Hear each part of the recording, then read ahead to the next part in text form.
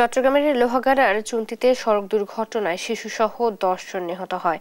এ দুর্ঘটনায় যাত্রী ছিলেন দিলীপ মণ্ডল ও সাধনা রানী মণ্ডল। তারা দুজনেই নিহত হলেও বেঁচে যান তাদের 8 বছরের কন্যা আরাধ্য। তাদের সবার বাড়ি ঝিনাইদহের শৈলকুপায়। এ বিষয়ে বিস্তারিত জানাতে যুক্ত হচ্ছেন সহকর্মী নাহিদ হাসান তিতাস। তিতাস, এই ঘটনায় স্থানীয়রা কি বলছেন জানাবেন।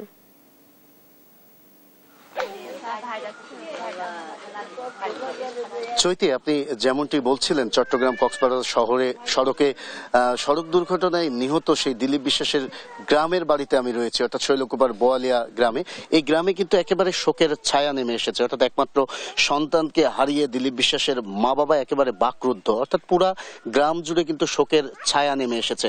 আপনাকে একটু জানিয়ে রাখতে চাই যে গত 2 এপ্রিল কিন্তু এই দিলীপ বিশ্বাস, সাধনা বিশ্বাস তার স্ত্রী এবং সাধনা বিশ্বাসের ভাই আশিস বিশ্বাস, তারা মোট 5 জন পরিবারের সদস্য কিন্তু কক্সবাজারে ঘোরার উদ্দেশ্যে যাচ্ছিলেন এবং সেখানেই কিন্তু সড়ক দুর্ঘটনায় নিহত হয়েছেন 3 জন এবং 2 জন, অর্থাৎ মেয়ে যে আরাধ্য বিশ্বাস এবং সাধনা বিশ্বাসের ভাইয়ের ছেলে দুর্জয় বিশ্বাস, তিনি এখনো হসপিটালে ভর্তি রয়েছেন। আসলে এই ঘটনায় কিন্তু পুরা যে গ্রাম জুড়েই কিন্তু শোকের ছায়া নেমে এসেছে। আসলে বাবা মার একমাত্র সন্তান ছিলেন দিলীপ বিশ্বাস এবং বৌমা সাধনা বিশ্বাসকে হারিয়ে কিন্তু বাবা মা একেবারে বাকরুদ্ধ, অর্থাৎ কান্নাও তারা করতে পারছেন না, এমন একটা পরিস্থিতির সৃষ্টি হয়েছে। আসলে এই ঘটনাটি একেবারে মর্মান্তিক একটি ঘটনা, অর্থাৎ আনন্দের জন্য, ঈদের পরের যে ছুটি কাটানোর জন্য কক্সবাজারে ঘুরতে যাচ্ছিলেন দিলীপ বিশ্বাস সহ এবং তার স্ত্রী এবং তার একমাত্র কন্যা এবং সাধনা বিশ্বাসের ভাই এবং ভাইয়ের ছেলে। অর্থাৎ এই ঘটনায় কিন্তু এই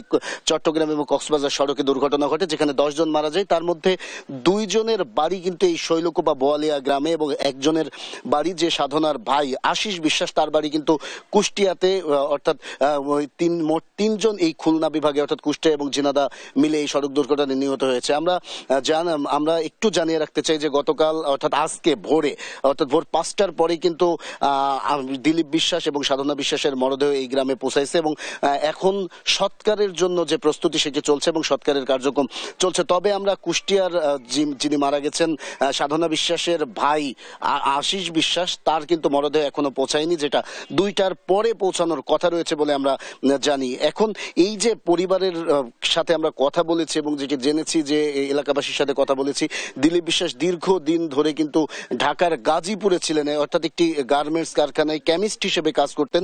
সেখান থেকেই কিন্তু ঢাকা থেকেই 2 তারিখে রাত 11, অর্থাৎ 1 তারিখে রাত 11টার সময় কিন্তু তারা কক্সবাজারের উদ্দেশ্যে তারা রওনা দেন একটি মাইক্রো যোগে এবং সেখানেই যাওয়ার পথেই কিন্তু এই সড়ক দুর্ঘটনা ঘটে এবং সেখানে কিন্তু 3 জন নিহত হন এই কুষ্টিয়া এবং ঝিনাইদহ। এবং তার মেয়ে এবং সাধনা বিশ্বাসের যে ভাইয়ের ছেলে, তারা কিন্তু এখনো হসপিটালে রয়েছেন, তাদের অবস্থায় কিন্তু আশঙ্কাজনক। এই ছিল শৈলকুপার বোয়ালিয়া গ্রাম থেকে দিলীপ বিশ্বাসের বাসা থেকে আমার কাছে সর্বশেষ খবর। চৈতি।